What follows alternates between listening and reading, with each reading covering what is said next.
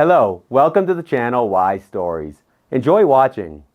Mother-in-law came to visit for 2 months and said that I was ruining her vacation with my presence. My husband kicked me out of the house and he went shopping with his mother. But when they returned, they both froze on the doorstep. Elena Josefa Mendoza, née Garcia, never considered herself special. An ordinary girl from an ordinary family of teachers, she grew up in a typical 3-room apartment on the outskirts of Madrid. Her parents instilled 2 things in her from an early age: a love of books and the ability to rely solely on herself. The first turned her into an excellent student and a regular at the library, while the second shaped her into an independent girl with a strong character. At university, she chose the economics faculty not out of great passion but out of practicality. With such a degree, you wouldn't starve. By her 3rd year, she had gotten a part-time job in the accounting department of a construction company. Her bosses appreciated her for her meticulousness and ability to decipher the most complicated reports, as well as for the fact that she was always on time and never asked to leave early. "You're like a hamster in a wheel," her friend Carmen would say when Elena once again turned down a night out at the club because she had to finish the quarterly report in the morning. At least with money, Elena would counter, not taking her eyes off her laptop. She didn't suffer from a lack of funds. By the age of 25, she had saved enough for a decent car and the first mortgage payment. She had been saving methodically, as her mother had taught her, penny by penny, and before you know it, you'll have something saved for a rainy day. But it was exactly at that time, when Elena was preparing to visit the bank for a mortgage loan, that fate delivered an unexpected gift in the form of Raul Antonio Hernandez. Their first meeting took place in a cafe across from Elena's office. She had popped in after work for a coffee to go and a fresh croissant. The line, as if on purpose, was moving slowly, and Elena nervously glanced at the clock. At home, her thesis was still unfinished. "In a hurry?" asked the man standing in front of her. Elena looked up, tall, broad-shouldered, with attentive brown eyes and barely noticeable gray at his temples, though he seemed no older than 35. "Work never waits," she replied curtly. "At 6 in the evening?" He smiled. Dedication to work is a rare quality these days. The conversation began to flow naturally. By the time they got their orders, they had discovered that Raul was a civil engineer working for the same company, just at a different branch. When they stepped out onto the street, he asked for her phone number so confidently, as if it were the most natural next step in their conversation about the latest trends in Madrid's office center architecture. "I'd like to continue this conversation over dinner," he said. "If, of course, you're not in a rush to get home to your husband." "I don't have a husband," Elena said, immediately mentally scolding herself for being too open. Raul called 2 days later. Their first date was at a small Spanish restaurant. He talked about his projects, and she talked about the nuances of financial reporting. It seemed incredibly boring, but they stayed until closing time, and the waiter discreetly coughed, hinting that it was time to go. Then came other meetings at the movies, in the park, and again in restaurants. Raul courted her beautifully, with taste, not trying to impress her with expensive gifts. Elena liked that. Attention without pressure, care without suffocation. When he invited her to his home for the first time, she felt a little nervous. The apartment turned out to be spacious and bright, in a new business-class building in the prestigious Salamanca district. "Wonderful place," Elena exclaimed sincerely as she surveyed the large living room with panoramic windows. "It was my mom's gift," Raul replied stiffly and quickly changed the subject. Only a month later, when their relationship had become more serious, did Raul talk more about his mother. "Dolores Ramirez is a woman with a strong character," he said, thoughtfully twirling his wine glass. "She achieved everything herself. She started as a simple economist, worked her way up to the financial director of a major holding company. She raised my sister and me alone. Our father left when I was 5. She worked like a horse all her life to make sure we never needed anything." "Impressive," Elena nodded. "My mom worked a lot too." "It wasn't just work," Raul shook his head. "She sacrificed her life for our well-being.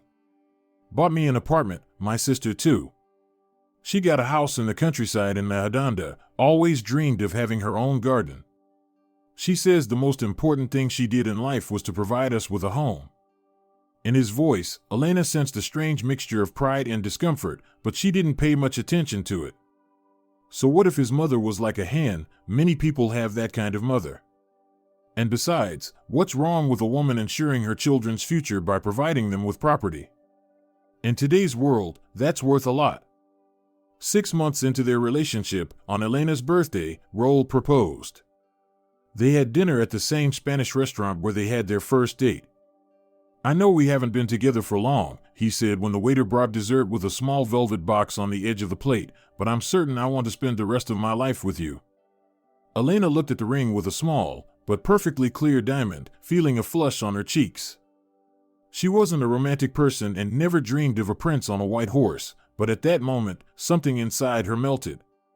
"Yes," she simply said. "I'll marry you." Raul beamed, put the ring on her finger, and kissed her as if they were the only two people in the world. "Mom will be thrilled," he said as they left the restaurant. "She's been saying for a while now that I need to settle down." However, there was no thrill. The next day, when Raul called his mother to share the happy news, Elena accidentally overheard part of the conversation. "Isn't it a bit early, Raul?" The voice on the phone was so loud that Elena could hear it even from a few meters away. "Do you even know her family? Who are they? Where are they from?" Raul turned away and lowered his voice, but it didn't help. "Mom, what difference does it make? I love her." "No, she's not pregnant." "What are you thinking?" "Yes, she works as an accountant." "No, she doesn't have her own apartment." Elena stepped away, feeling a lump of resentment rising in her throat. So that's how it is. She was being checked for financial stability and suspected of having ulterior motives. What a wonderful start to her relationship with her future mother-in-law. That same evening, she asked Raul directly, "Is your mom against our wedding?"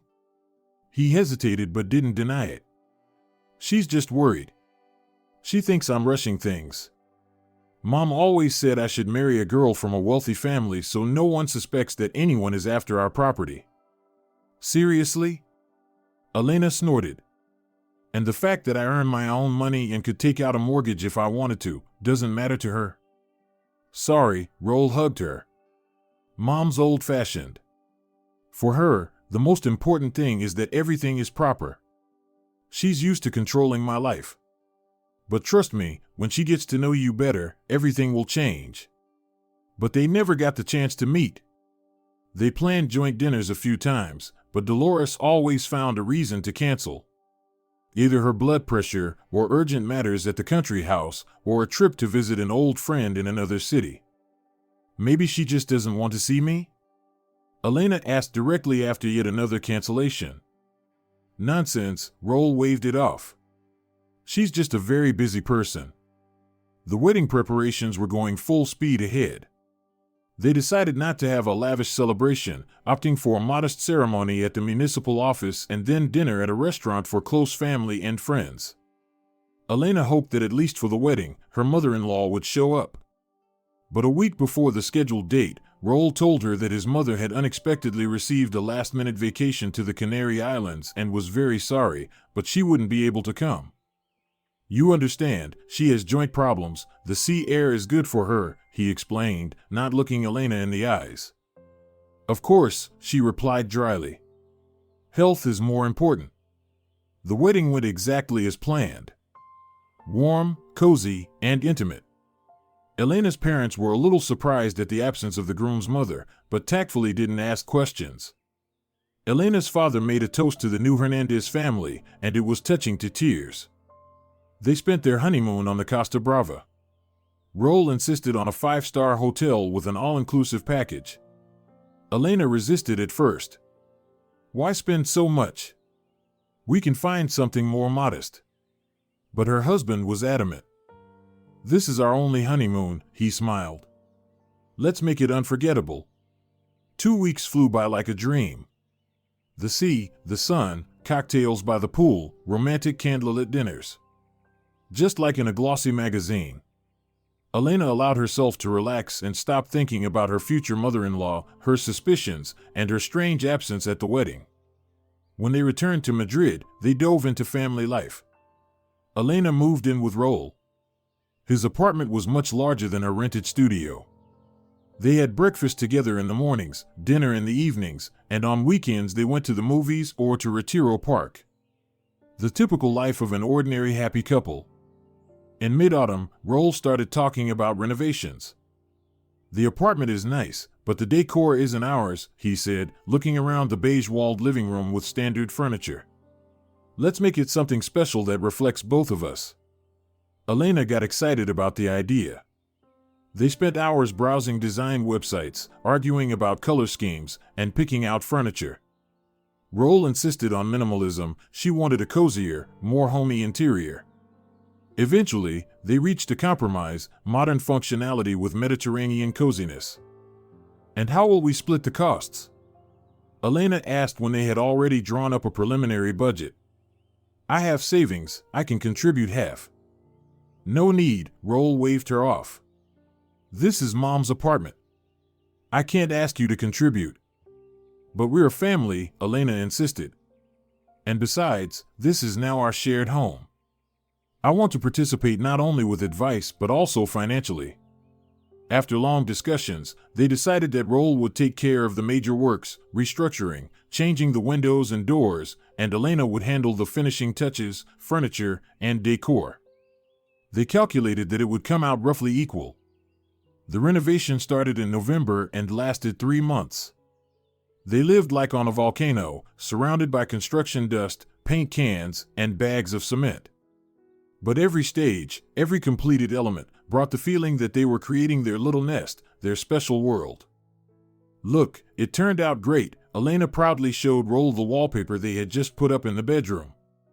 "Just imagine how our new bed will look against this background." Raul hugged her from behind, burying his nose in her hair.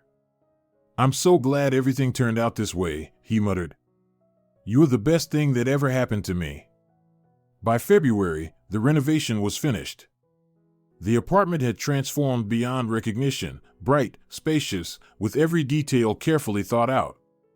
A large sofa in the living room, a comfortable kitchen with a bar, a cozy bedroom with a king-size bed and built-in wardrobes. Everything as they had dreamed. "Mom will be thrilled when she sees this," Raul said, proudly looking at the result of their work. "When is she planning to visit us?" Elena asked casually. It seemed strange to her that her mother-in-law had shown no interest in their family life so far. Not a single call, not a single visit. Raul regularly went to her dacha, but always alone, explaining that his mother was not feeling well and wasn't ready to receive guests. Soon, Raul replied vaguely. "She just said she wants to come to the city on business." Elena nodded, trying not to show her disappointment. After 6 months of marriage, she had never met her mother-in-law. It was starting to feel like some bad joke about a wicked mother-in-law. Never mind, she thought as she placed the books on the new shelves, our life is just beginning. There will be time to meet the relatives. She had no idea that this meeting was just around the corner and would turn their peaceful family life upside down. March turned out to be unusually capricious. The rains would stop, turning the streets into a sunny paradise, and then start again, creating the typical changeable spring weather of Madrid. Elena enjoyed returning to their updated apartment after work. It was warm, cozy, and smelled like home. Her home. Their home. One evening, when she was preparing dinner, paella with seafood, Raul had recently decided to watch his health. The phone rang. "Lena, I'll be late today," his voice sounded a little tense. "Don't wait for dinner." "Is something wrong?" she asked, putting down the knife she was using to chop vegetables. "No, it's just the meeting is running late. The project is on fire, the client is nervous." Same old story. Something in his tone made Elena uneasy. Raul rarely stayed late at work, and if he did, he always called in advance, not at 7 in the evening when dinner was almost ready. "Okay, watch out for traffic," she said, deciding not to interrogate him on the phone. Raul came home at 11 o'clock.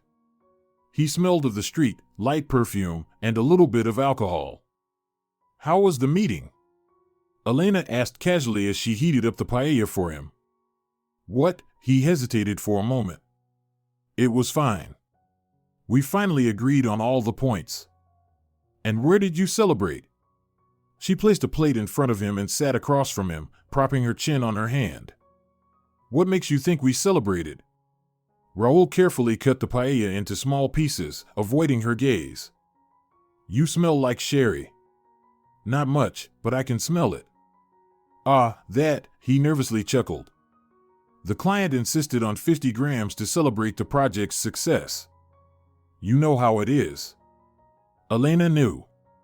And she also knew Raul was hiding something. But she decided not to press. If a person doesn't want to tell the truth, no amount of questioning would help. She decided to just observe. The next day, everything was as usual. Raul left for work, kissed her on the cheek, came back on time in the evening. They had dinner, watched a new episode of their series, and went to bed. No oddities, no secret phone calls, no delays.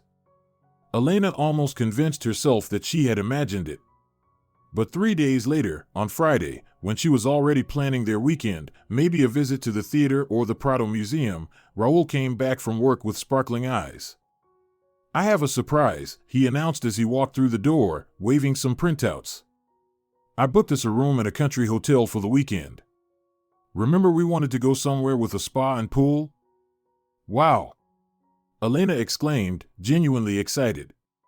That's a great idea. What hotel? La Cala Resort, Raul proudly said. 4 stars, full board, massage, sauna, pool, everything included. And the best part, it's only an hour's drive from Madrid. Sounds magnificent, Elena hugged her husband. When do we leave? Tomorrow morning. I've already packed your cosmetics bag and swimsuit. All you need to do is pack your clothes. She didn't even pay attention to how suddenly the idea had come up and how Raul showed an unusual foresight. She was just happy at the opportunity to have a romantic weekend alone. The hotel turned out to be wonderful. Wooden cottages in Mediterranean style, located in an olive grove, a restaurant with panoramic windows offering views of a picturesque lake. The room was spacious, with a fireplace and a jacuzzi. You didn't skimp, Elena noticed, looking at the interior. How much does all this cost? Don't think about the money, Raul waved it off. You deserve it. 2 days flew by like one happy moment. They swam in the pool, relaxed in the sauna, walked through the olive grove, and dined by candlelight. Raul was tender, attentive, unusually relaxed, just like during their honeymoon. Elena couldn't believe how things had turned out. When they returned home on Sunday evening, she was surprised to notice that someone had been in the apartment. The cushions on the couch were slightly shifted, there was a clean but obviously used cup in the sink. And most importantly, there was a faint scent of perfume in the air, one that was not hers. Raul, did someone come by? She asked, tense. What? He was just unpacking his bag in the bedroom. Why do you think that? Someone drank tea here, and there's the scent of someone else's perfume. Raul froze for a moment, then awkwardly laughed. Oh, that. I asked the neighbor to water the plants while we were gone. She must have come in. Which neighbor?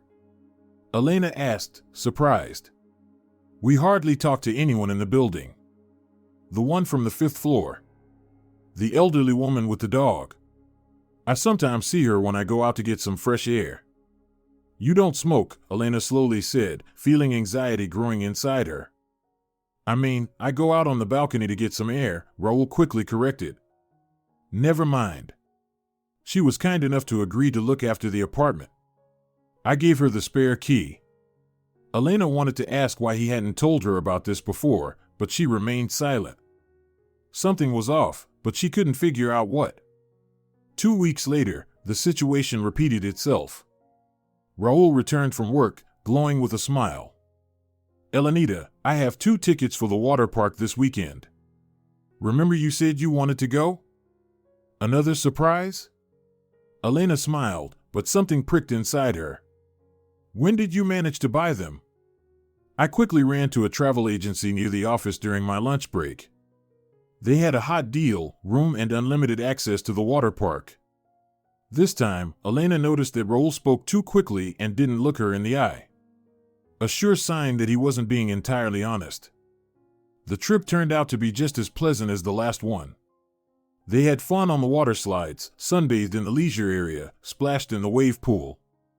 But the whole time, Elena had the feeling that something was off. When they returned home, she noticed more obvious signs of someone else's presence. There was a foreign hairpin in the bathroom, one she certainly hadn't left. In the freezer, there was a new packet of ham from a brand they never bought. And in the living room, it seemed like the coffee table had been moved, just by a couple of centimeters. But Elena was almost sure it hadn't been like that before. "Raul," she said in the evening when they were having dinner. "We need to talk." "About what?" He tensed, but tried not to show it. "About what's going on. These sudden trips, signs of someone else being in the apartment. What are you hiding from me?" "Nothing," he answered too quickly. "I just want to make you happy, that's all. And the neighbor must have come in again. I gave her the key.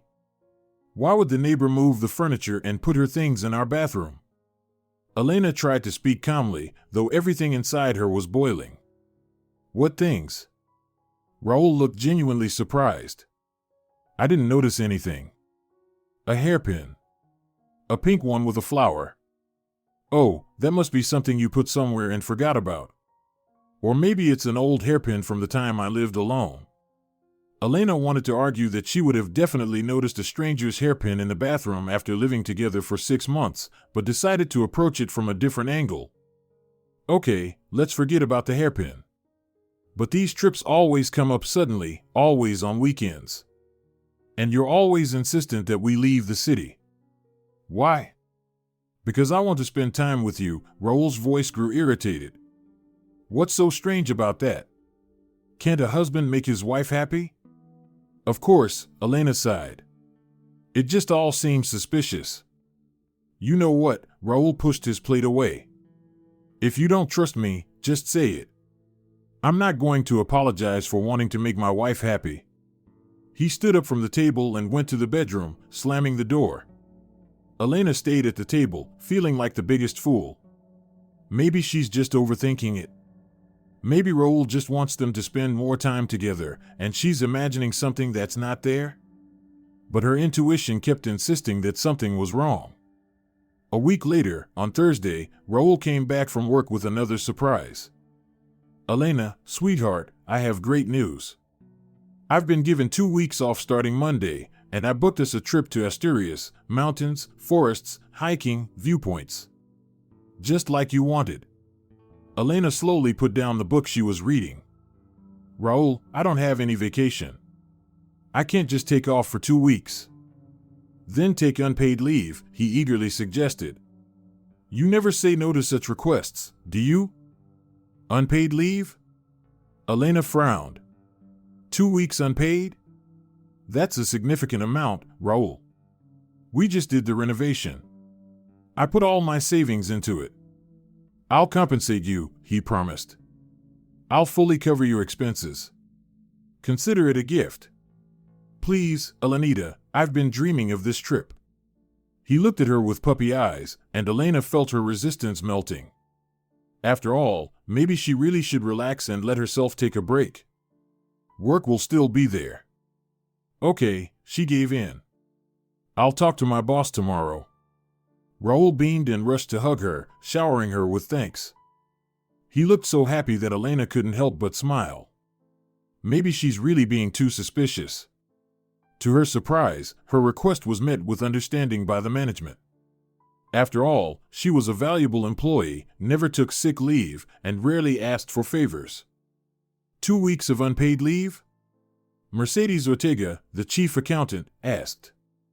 Normally, I would refuse, but considering the reporting period has already closed and your performance has always been impeccable, Elena, take the time off. You've earned it. On Monday morning, they loaded their suitcases into the car and set off. Raul was in high spirits, chattering nonstop about what awaited them. He played Elena's favorite playlist and even bought her favorite candies for the road. Such a caring, loving husband. One could only dream of someone like that. Asturias greeted them with cool but sunny weather. The cottage in the tourist complex was simple but cozy, with its own little terrace. The schedule was packed: excursions to waterfalls, a trip to a national park, quad biking, and fishing on the lake. For the first 3 days, Elena enjoyed the vacation, almost forgetting about her suspicions. Raul literally carried her in his arms, both figuratively and literally, especially when they needed to cross a mountain stream on slippery rocks. On the 4th day, she took his phone to take a picture since her own had run out of charge and saw a missed call from her mother. It was strange because Dolores usually called Raul's landline, not his mobile. "Your mom called," Elena said casually, handing the phone back. "Really?" He glanced quickly at the screen. Yeah. She probably just wanted to check how we're doing here. It's strange that she called on your mobile, not your home phone like usual. "Well, we're not home right now," Raul laughed. But his laugh was a little nervous. In the evening, when Raul went to take a shower, Elena decided to take a desperate step. She took his phone, she knew the password, their wedding day, and opened the call history. Over the last month, there had been at least a dozen calls with his mom. And all of them happened on days when she and Raul were away from the city. She checked the messages. Nothing special. Just typical messages about how things were going and how their health was. But there was something strange about the tone of these messages, some kind of tension. And why had they started talking so often in the last few months? The answer came unexpectedly, by chance, 2 weeks later when they were back in Madrid. Elena had a friend, Maria, with whom she had been friends since school. Maria lived in a nearby neighborhood, and they didn't meet as often as they would have liked. Work, family, all the usual things. But they kept in touch, had phone calls, sometimes met for coffee. That day, Maria called with an unexpected request. "Lena, help me out. My sister is coming from Barcelona for an interview, and she needs somewhere to stay. I'm renovating, everything is dusty and dirty, it's impossible to live here. Can she stay at your place? Just for one night." "At our place?" Elena hesitated. For some reason, the thought of letting a stranger into their apartment caused vague unease. "I need to check with Raul." "Oh, come on," Maria laughed. "Just one night. Besides, you guys are always going away for the weekends. I can see it from your Instagram stories. If anything, she can stay when you're not home." "How do you know we're always away?" Elena asked, suspicious.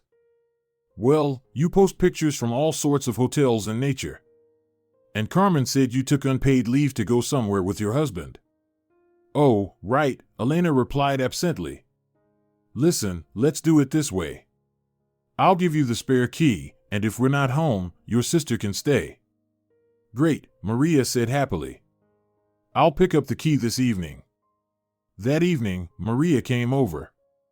They had tea and chatted about this and that. Raul was at work, staying late, as usual, lately.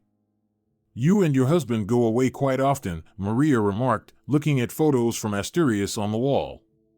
"He's quite the romantic, it turns out." "Yeah," Elena smiled tightly. "He loves surprises." Maria left, and Elena was left alone, lost in thought.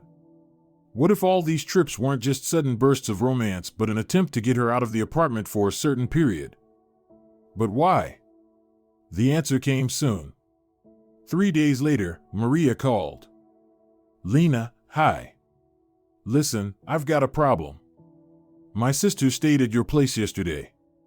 I gave her the key. But something strange happened.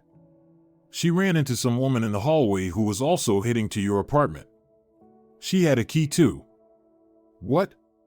Elena felt a chill run down her spine. Who was she? What did she look like? Not young, well-dressed, with short hair. She was very upset that there were strangers in her apartment. My sister explained that you had allowed her to stay, showed her your messages, but the woman was still very unhappy. She said it was her apartment and she wouldn't tolerate strangers sleeping there. And then what? Elena could barely speak from the anxiety. Well, my sister didn't argue and left. She stayed at a friend's place, but I thought it was strange. Who is this woman, Lena? I don't know, Elena lied, although she already knew exactly what had happened. It must have been some mistake. Thanks for telling me. She hung up and slowly sank into a chair. All the pieces of the puzzle finally came together. It was her mother-in-law. It was Dolores Ramirez. She had been coming to their apartment when they were away. That's where these sudden romantic trips came from. That's why Raul had insisted on the 2-week unpaid leave. He was simply carrying out his mother's orders to remove his wife from the home so she could live there in peace. The realization hit her like a ton of bricks. All this time, Raul had been lying to her, manipulating her, making her take unpaid leave, taking away her income.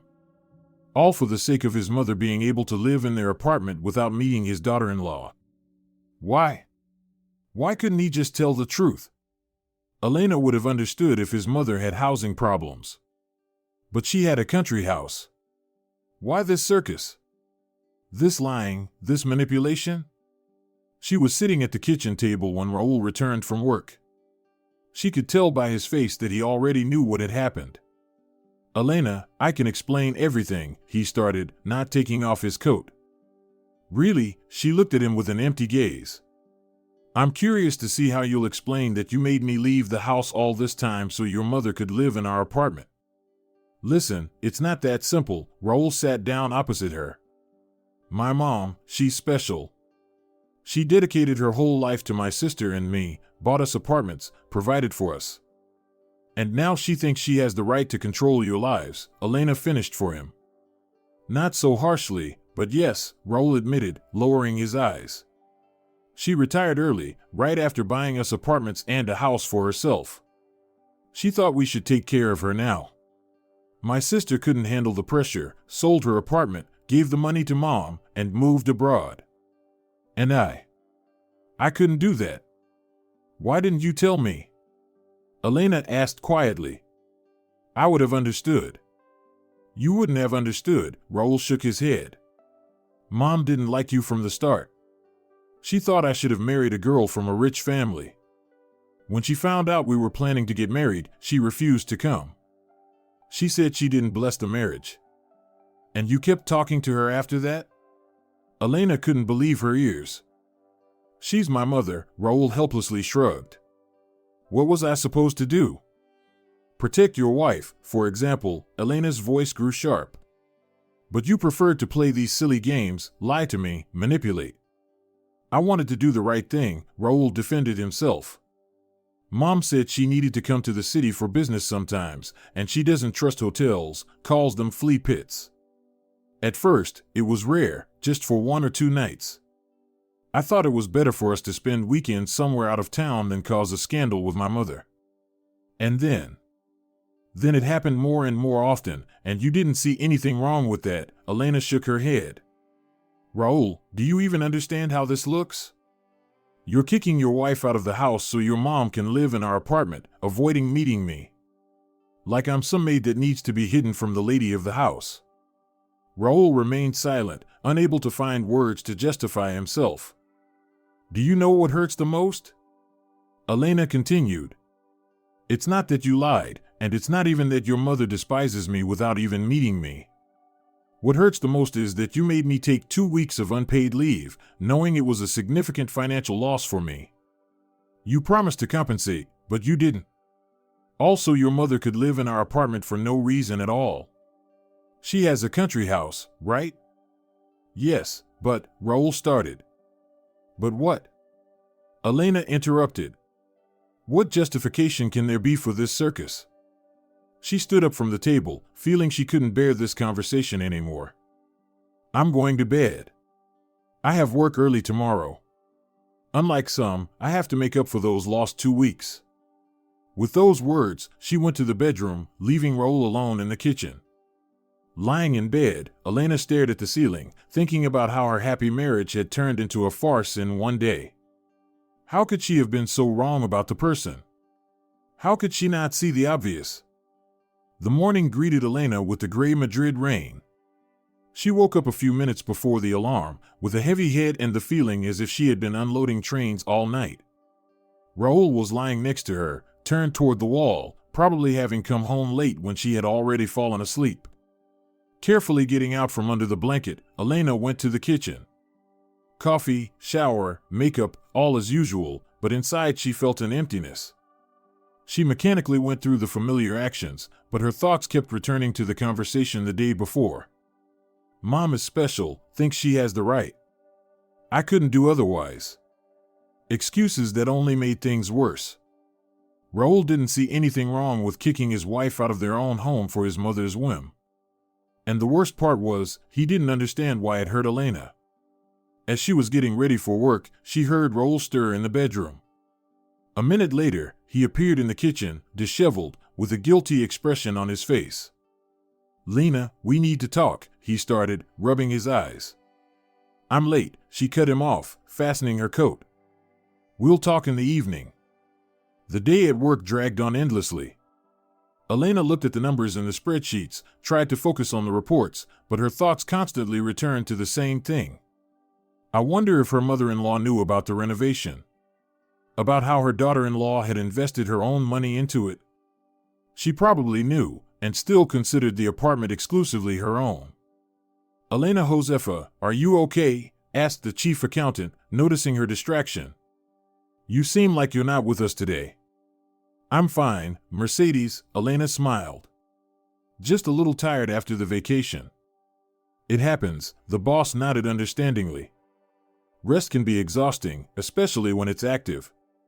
I saw your photos on social media. Beautiful places." If only you knew the price those beautiful photos came at, Elena thought, but she only thanked her for her concern. By the end of the workday, Raul's phone was buzzing with messages. "We need to talk. I'll explain everything. Please, let's calmly discuss this." She didn't reply, didn't want to settle such matters over text. As she approached home, Elena suddenly felt anxious.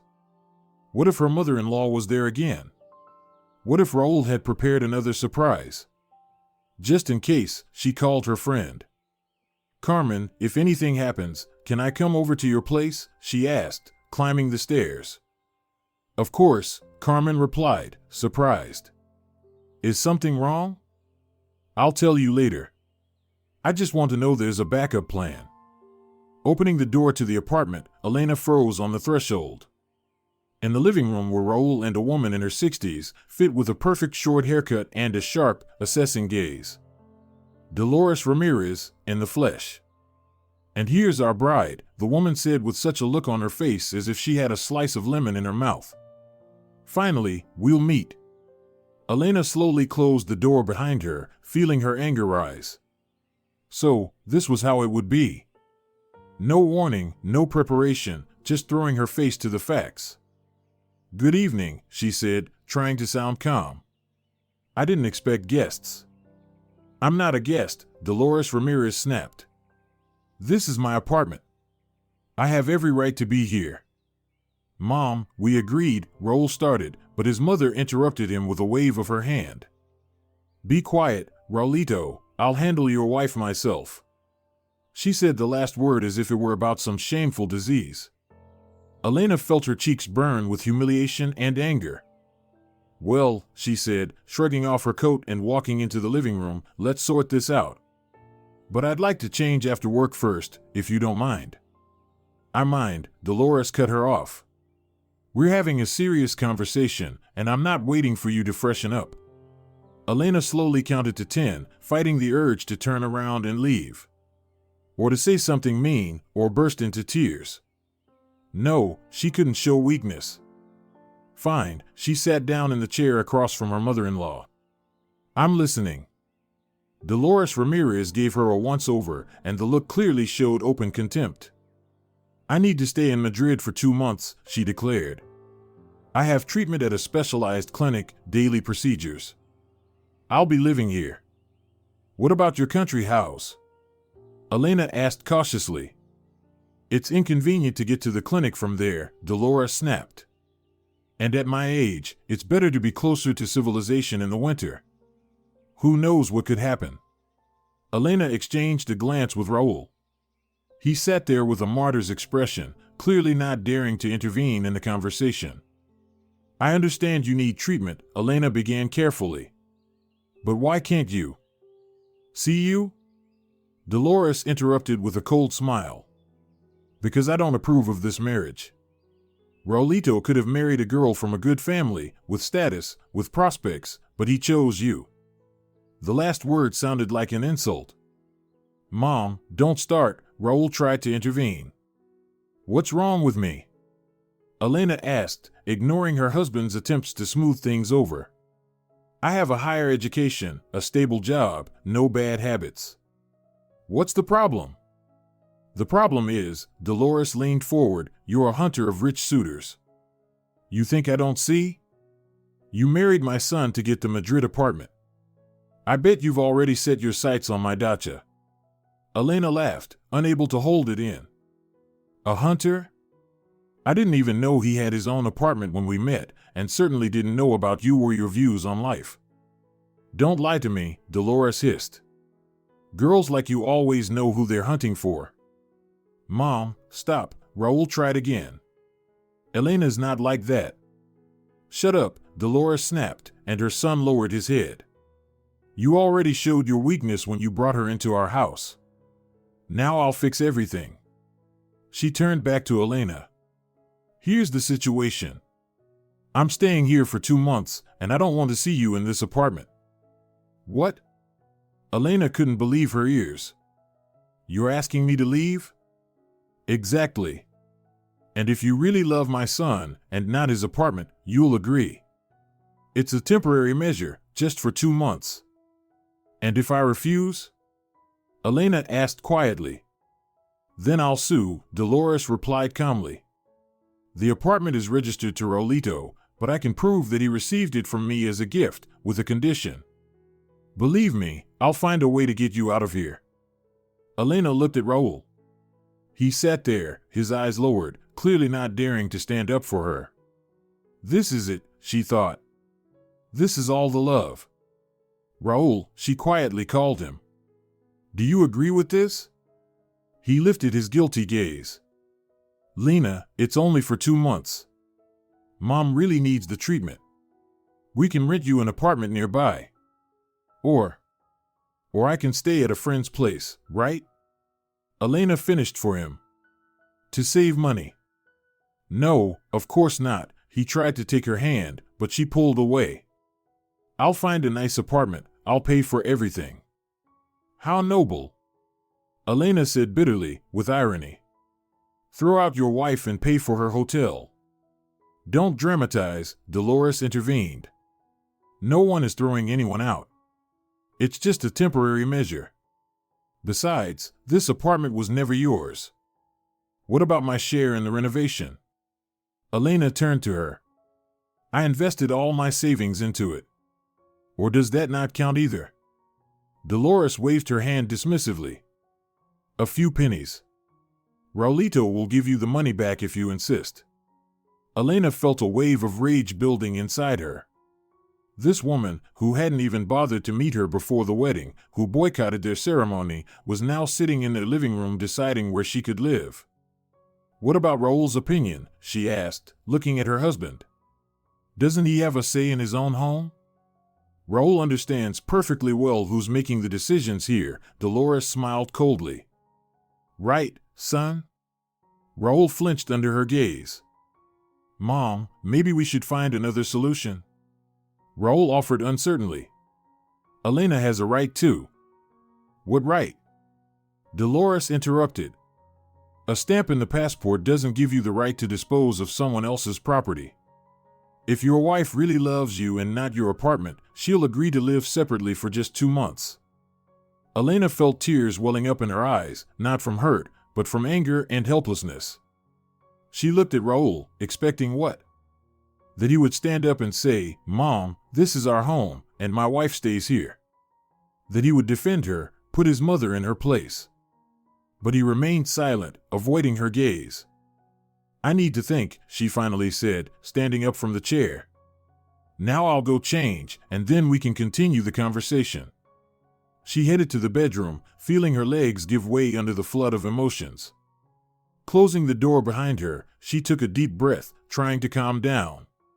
2 months, she thought, mechanically changing into her home clothes. They want me to disappear for 2 months, and then what? She'll come back in 6 months and say she wants to live here permanently.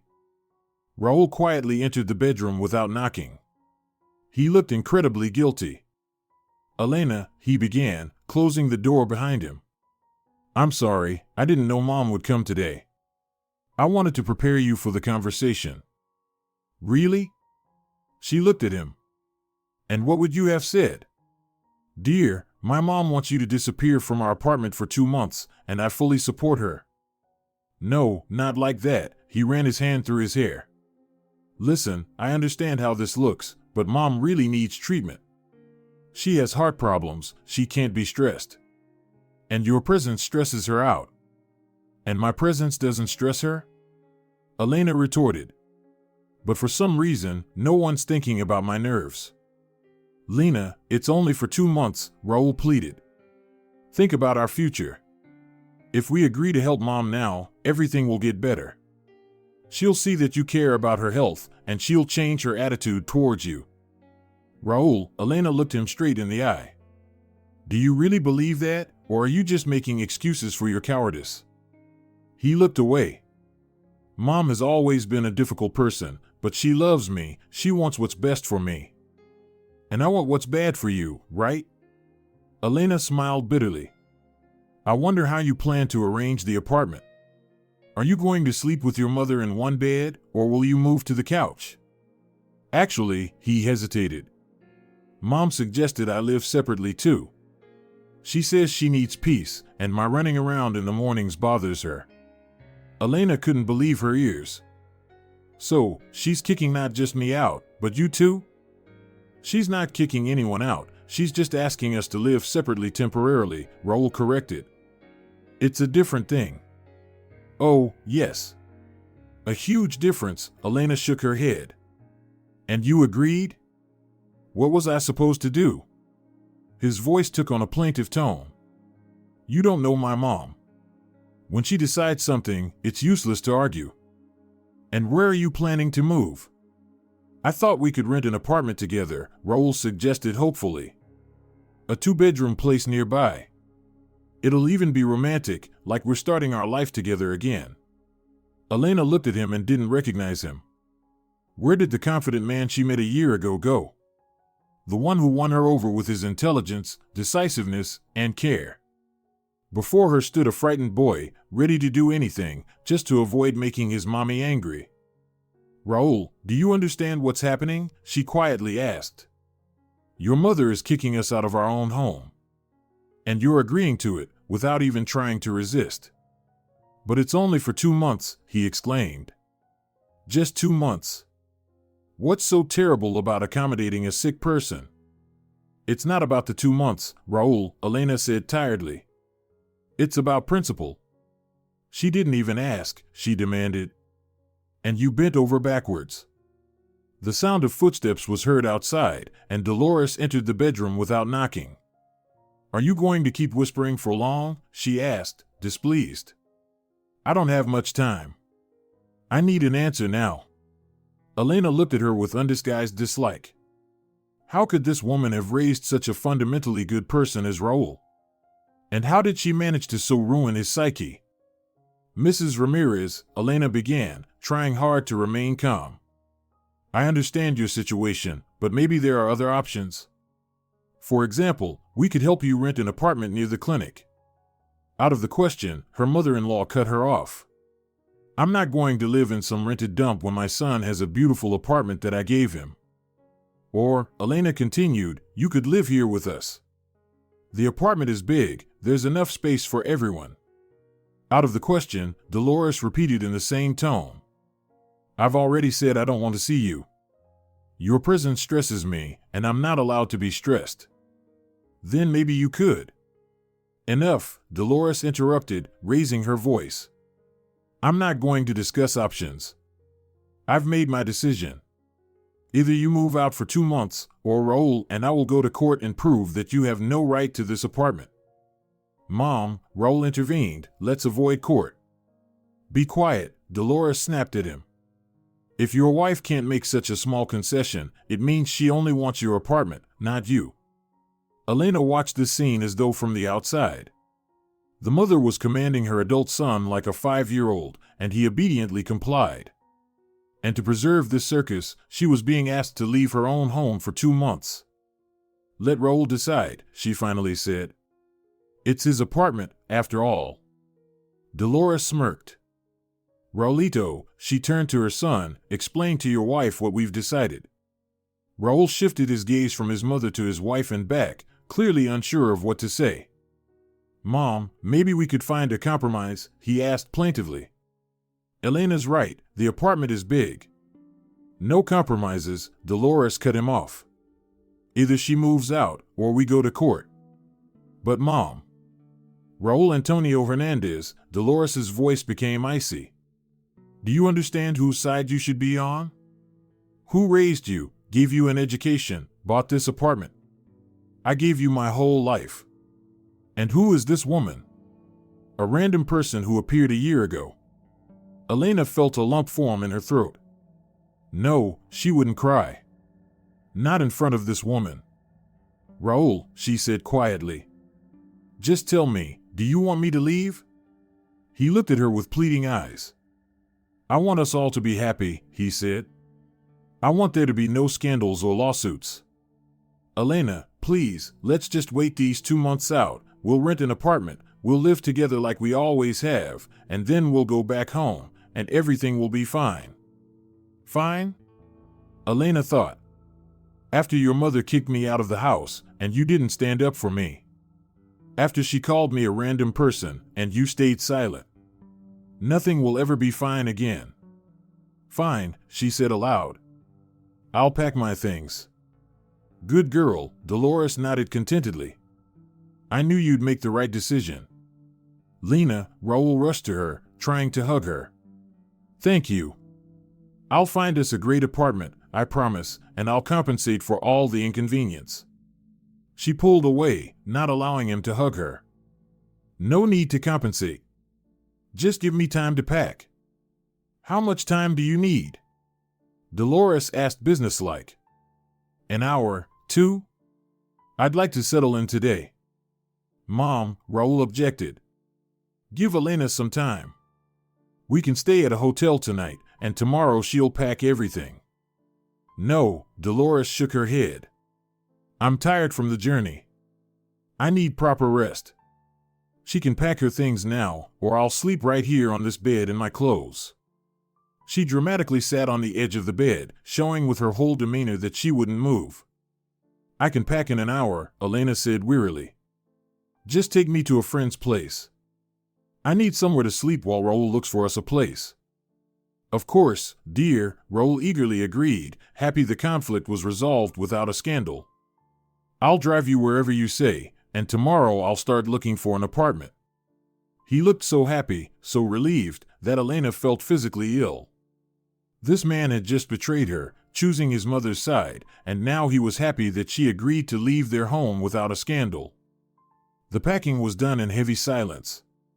Elena packed only the essentials, clothes, cosmetics, documents, laptop. Raul fussed around offering help, but she declined with short phrases. Dolores observed the process, sitting in the living room chair with the look of someone who had just won an important battle. When Elena closed her suitcase, Raul immediately took it. I'll take it to the car. Are you ready? Yes, she nodded. I'll just grab my handbag. Dolores stood up from her chair when they passed by. Don't take too long with the stores, Raulito, she said without even glancing at Elena. I'm out of medicine, I need to buy it today. Yes, Mom, Raul nodded obediently. I'll be back soon. I'll just drop Elena off and come right back. And don't forget to buy the mineral water. The one I drink, she continued, as if Elena wasn't there. And the mark on the cheese, the Iberian ham. Yes, Mom, Raoul repeated, nervously shifting his weight from one foot to the other. Elena watched this performance and felt something inside snap. The last thread that had connected her to the Raoul she had fallen in love with a year ago. Let's go, she said briefly, heading for the door. Already in the car, as they drove out of the courtyard, Raoul tried to take her hand. Elena, darling, I know you're upset, but it really won't be long. 2 months will pass in no time. She pulled her hand away. 2 months will pass, she agreed. But what happens after that? Your mother will come up with another reason she needs to live in our apartment. And we'll be looking for rented housing again? No, of course not, Raoul hastened to reassure her. This is an exceptional case. Mom is really sick. She needs treatment. When they arrived at Carmen's apartment, Elena finally allowed herself to cry. All the tension of the last few hours, the humiliation, and the hurt, everything came out in sobs that she had held back for so long. That bitch. Carmen fumed, pouring her friend tea with cognac. And he let her talk to you like that? Throw his wife out of the house? He had no choice, Elena smiled bitterly, wiping her tears. Mommy said it, Sonny did it. She told Carmen everything, about the secret visits from her mother-in-law, about the romantic trips, and about the ultimatum. With every word, her voice grew firmer, and her gaze more resolute. And now what? Carmen asked when the story was finished. Are you going to wait for His Majesty to find you an apartment? Elena took a sip of her tea, feeling the warmth of the alcohol spread through her body. No, she said firmly. I'm not going to be a pawn in their family games. Tomorrow, I'm filing for divorce. What about the apartment? All your investments in the renovation? You know, Elena put her cup down on the table. Today, when I was listening to that woman, I realized one thing: no amount of money is worth my self-respect. But that doesn't mean I'll leave things as they are. She took out her phone and dialed the number. Dad, hi. Sorry for the late call, but I need your help. And Mom's too. The night passed almost sleeplessly. Elena tossed and turned on the pull-out couch in Carmen's living room, running her action plan through her mind. By morning, she knew exactly what she would do. The first call she made was to work, and she took a family leave day. The boss, hearing her voice, didn't ask any questions and simply agreed, wishing her to resolve all problems. The second call was to her cousin, a former military man and now the owner of a small transport company. Paco, I need your van and a couple of strong guys. Preferably today. Moving? He asked businesslike. Something like that. I'll be there in an hour. Send me the address. The third call was the hardest, her lawyer, whom Elena had met at a corporate event a year ago. Javier, good afternoon. It's Elena Mendoza from the accounting department. Do you remember we met at the New Year's party? I have some questions about family law. When can I see you? Fortunately, Javier had a window in his schedule and agreed to see her in 2 hours. In his office, Elena briefly explained the situation, trying to stick to the facts and not let emotions take over. So, Javier tapped his pen on the desk. The apartment was acquired before marriage, officially registered in your husband's name. You invested in the renovation. There is no prenuptial agreement. Correct? Yes, Elena nodded. I can prove my renovation expenses. I have receipts, bank statements. Good, the lawyer nodded. In that case, the apartment remains your husband's property, but you have the right to compensation for your investments. We can try to prove that the renovation significantly increased the value of the property and demand half of that increase, but that's difficult and not always successful. What about the furniture and appliances? Everything purchased during the marriage is split in half, regardless of whose money was used to buy it. If you have receipts with purchase dates, great. If not, we'll have to prove it in other ways. Elena sighed, looking out the window. The drizzle outside turned the spring day into a dull gray canvas. You know, Javier, I don't want a long court battle. I just want what's rightfully mine and to start a new life. Then, the lawyer handed her a folder with documents. Fill out these forms. We'll prepare the divorce petition and property division.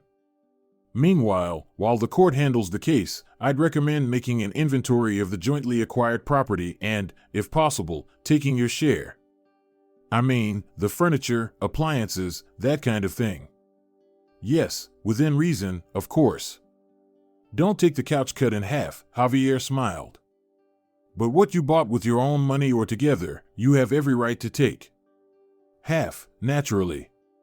Elena nodded, feeling calm determination rise within her. Thank you, Javier. I will do that. When she returned to Carmen, Paco was already waiting with 2 strong men and a van. Explain the plan, Commander, her brother joked with a salute. Elena laid out a sheet of paper with a detailed list. First, I need to get into the apartment. I have the keys, but the entry could be problematic. Mother-in-law? Paco asked with understanding. Yes, but she shouldn't be there now. Raul wrote that he would take her to the clinic for treatment, and then they would go shopping. We have about 3 hours. That's enough, Paco nodded. What are we taking? Everything on the list. Bedroom furniture, bed, nightstands, wardrobe. All the kitchen appliances, from the fridge to the toaster, the living room TV, the bookshelf, coffee table. And, of course, personal items. That's a lot for one van, Paco scratched his head thoughtfully. I have a second car on standby, Elena reassured him. Dad will come with a trailer. As if confirming her words, there was a knock at the door, and Elena's parents arrived. Darling, her mother immediately rushed to hug her. We'll sort everything out, don't worry. Her father, a stern man with military bearing, simply nodded and shook Paco's hand firmly. The work front is clear. Yes, Uncle Jose, Paco replied. We'll leave in 10 minutes. The cars parked in the neighboring yard to avoid attracting attention. Elena was the first to go upstairs. A reconnaissance mission. Her heart raced as she inserted the key into the lock. But inside, it was empty and quiet. On the kitchen table was a note in Raul's uneven handwriting. Elena, I called you, but you didn't answer. Mom and I are at the clinic, then we'll head to El Corte Ingalls Shopping Center. I've already found us a great apartment nearby. Call me when you see this note. Kisses, R. Elena crumpled the paper and threw it in the trash. Then she took out her phone and sent a message to Paco, the place is clean. Starting the operation. 5 minutes later, the apartment was filled with people. Elena's parents, Paco and his helpers, Carmen, everyone worked in harmony, like a well-oiled machine. The men disassembled the furniture, and the women packed the items into boxes. Elena mentally kept track of every item. Exactly half of what was bought during the marriage. Honey, what should we do with this? Her mother showed the framed photos. Here, it's you and Raul. Leave it, Elena snapped. Let him admire it. The work continued. Paco commanded the process like an experienced foreman, directing what to take and how to use the space in the cars most efficiently. Are we taking the fridge? One of the helpers asked. Yes, Elena nodded. I bought it with my own money before we got married. I have the receipt. At one point, she stopped in the middle of the bedroom, looking around. Memories suddenly rushed in, how she and Raul picked out this bed, argued over the bedspread's color, how he hugged her in the mornings. A lump formed in her throat, but Elena shook her head decisively. No time for sentimentality. How are you doing? Carmen looked into the bedroom, holding a box of books. Fine, Elena forced a smile. Just a strange feeling. A year ago, we were just starting to set up our little family nest. And now you're doing the best thing you could in this situation, Carmen said firmly. You're leaving that mama's boy and starting a new life. Elena squeezed her hand gratefully. You're right. Let's go, there's still a lot of work to do. 2 hours later, the apartment was half empty. The bedroom furniture was gone, the living room was missing the TV and half the decor, the kitchen was desolate, with the appliances gone. Paco, wiping sweat from his brow, critically examined the result. Well, it looks like everything's on the list. Just forgot the painting, the one above the couch. We didn't forget it, Elena shook her head. Raul bought it before we met. It doesn't count. Ah, her brother said. Well then, that's it. Let's head to base. Yes, Elena nodded. You go, I'll stay here for another minute. I want to say goodbye. Everyone tactfully left her alone in the half-empty apartment. Elena slowly walked through the rooms, absorbing the memories. Here they watched movies, cuddling on the couch. Here they prepared their first family dinner. And here, on the balcony, Raul gave her a ring on their anniversary. She went to the living room window and looked out at the yard. The van and her father's car were already pulling onto the road, taking her past life with them. It was time to move on. On the hall table, Elena left an envelope with neatly written Raul on it. Inside was the divorce petition, which Javier helped her draft, and a note, I took half of what belonged to us. You still owe me money for the repairs. The bill is attached. The divorce petition has been filed. Goodbye. A final look at the apartment, a click of the lock, and that was it. The door slammed behind her with such a final sound that tears welled up in her eyes. But Elena quickly composed herself. Enough. Enough tears, enough humiliation, enough playing second fiddle. Raul came home in a great mood. He had found a great apartment for them, a spacious 2-bedroom with modern renovations, just 3 stops from work. He couldn't wait to tell her about it, show her pictures, convince her that everything would be fine.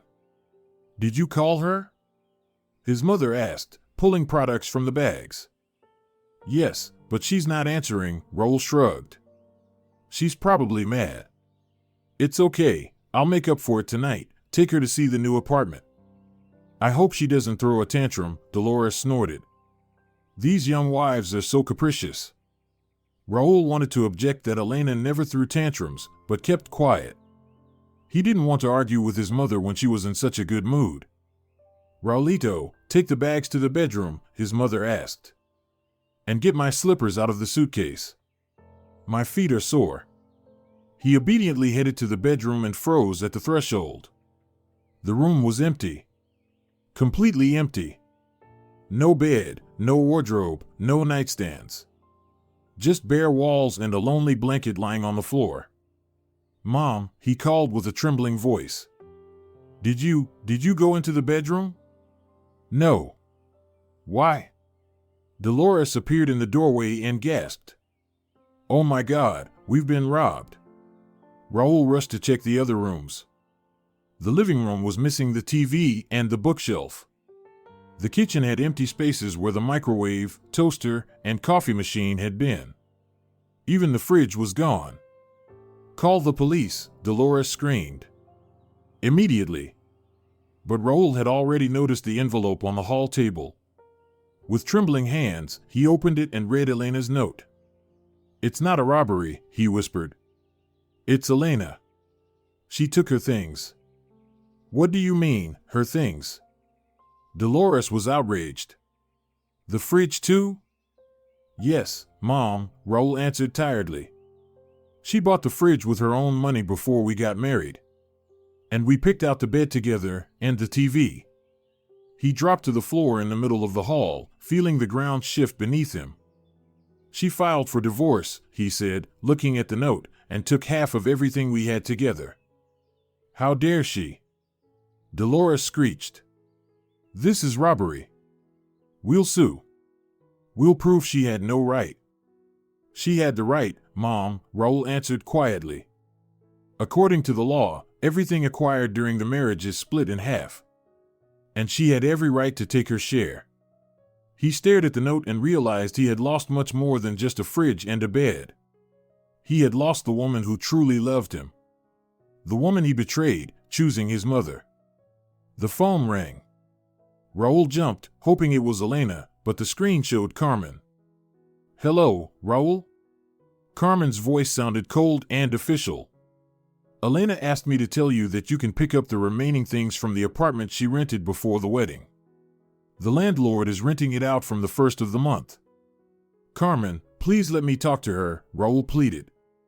She doesn't want to, Carmen cut him off. And if you so much as approach her at work or try to stalk her, we'll call the police. I understand, but I want to explain. It's too late for explanations, Raul, you made your choice. Carmen's voice held undisguised contempt. Enjoy your life with mommy. The connection was cut.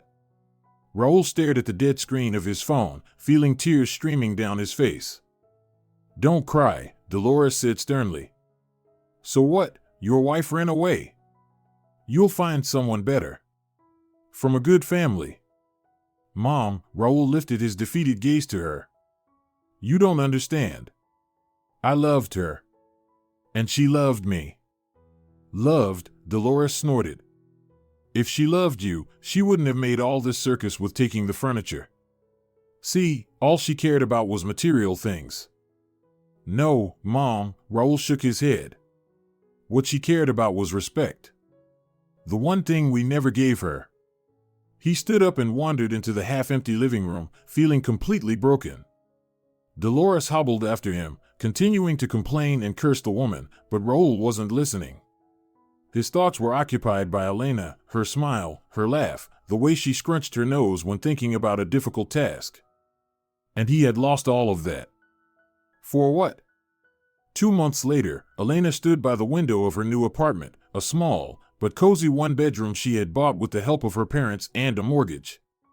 The down payment was partially covered by the money from selling the furniture she didn't want to keep and the repair compensation that Raul had finally paid through a lawyer, not attempting to dispute her demands. The divorce went quickly and without incident. Raul didn't show up at court, sending a statement agreeing to the dissolution of the marriage. Elena felt both relief and a sting of disappointment. Even here, he hadn't had the courage to look her in the eyes. There was a knock at the door. A courier stood on the threshold, holding a huge bouquet of roses. Elena Josefa Garcia? He asked, checking his tablet. Yes, that's me, she was surprised. Her birthday wasn't for a while. Who could have sent flowers? Please sign here. Taking the bouquet, Elena found a small envelope hidden among the flowers. Inside was a note in the painfully familiar handwriting. I'm sorry, I realized too late. If you ever want to talk, I'll be waiting. Elena stared at the note for a long time, feeling something like pity stir in her chest. Then she resolutely tore the paper into small pieces and threw it in the trash. She placed the flowers in a vase though. No need to ruin beauty because of who sent them. The phone buzzed with a message from Carmen. Well, ready for a new life? Elena smiled and quickly typed a reply, more than ready. I'll be waiting for you at 7. Don't be late. Today, she was hosting her first housewarming party in her own apartment, an apartment where every item, every little thing, belonged only to her. An apartment where no one could enter without her permission. An apartment that had become the symbol of her new, free life. She glanced once more at the cozy living room, which she had furnished and decorated herself, and felt lightness in her soul. Pride, satisfaction, calm confidence in tomorrow. That's how she felt now. And not a bit of regret. From the open window, the sounds of the city drifted in. The May wind ruffled the curtains. The sun played in the crystal facets of the rose vase. Life went on, and it promised to be beautiful. If you're enjoying it as well, leave a like and subscribe to the channel.